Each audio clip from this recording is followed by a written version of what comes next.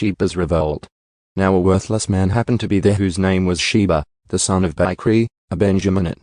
And he blew the trumpet and said, "We have no share in David, nor do we have inheritance in the son of Jesse. Every man to his tents, Israel." So all the men of Israel withdrew from following David and followed Sheba the son of Bichri. But the men of Judah remained loyal to their king, from the Jordan even to Jerusalem. Then David came to his house in Jerusalem, and the king took the 10 women, the concubines whom he had left behind to take care of the house, and put them in custody and provided them with food, but did not have relations with them. So they were locked up until the day of their death, living as widows. Now the king said to Amasa, "Summon the men of Judah for me within 3 days, and be present here yourself."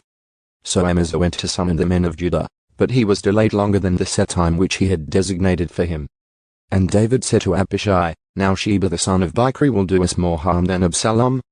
Take your lord's servants and pursue him, so that he does not find for himself fortified cities and escape from our sight." So Joab's men went out after him, along with the Kerethites, the Peletites, and all the warriors, and they left Jerusalem to pursue Sheba the son of Bichri. When they were at the large stone which is in Gibeon, Amasa came to meet them.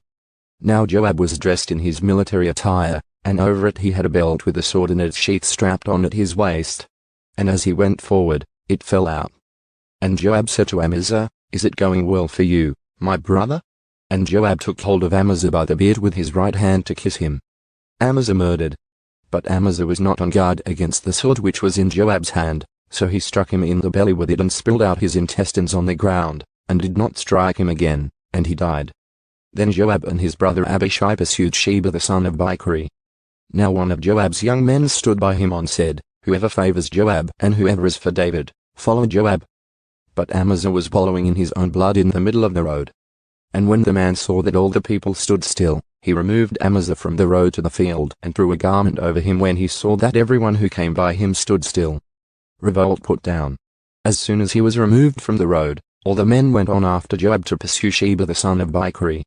Now he went on through all the tribes of Israel to Abel, that is, Beth-maachah, and all the Berites. And they assembled and went after him as well.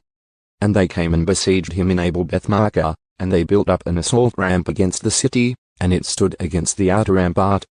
And all the people who were with Joab were wreaking destruction in order to topple the wall. Then a wise woman called out from the city, "Listen, listen. Please tell Joab, 'Come here that I may speak with you.'" So he approached her, and the woman said, "Are you Joab?" And he answered, "I am." Then she said to him, "Listen to the words of your slave." And he said, "I'm listening." Then she spoke, saying, "In the past they used to say, 'They will undoubtedly ask advice at Abel,' and that is how they ended a dispute. I am one of those who are ready for peace and faithful in Israel. You are trying to destroy a city, even a mother in Israel. Why would you swallow up the inheritance of the Lord?" Joab replied, far be it from me that I would consume or destroy. Such is not the case. But a man from the hill country of Ephraim, Sheba the son of Bichri by name, has raised his hand against King David. Only turn him over, and I will depart from the city." And the woman said to Joab, "Behold, his head will be thrown to you over the wall." Then the woman wisely came to all the people. And they cut off the head of Sheba the son of Bichri and threw it to Joab. So he blew the trumpet, and they were dispersed from the city, each to his tent. Joab also returned to the king at Jerusalem.